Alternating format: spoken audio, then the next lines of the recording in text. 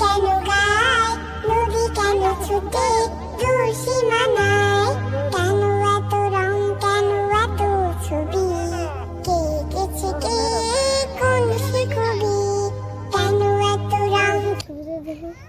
আমার মায়ের কিন্তু মাথা গরম হয়ে গেছে।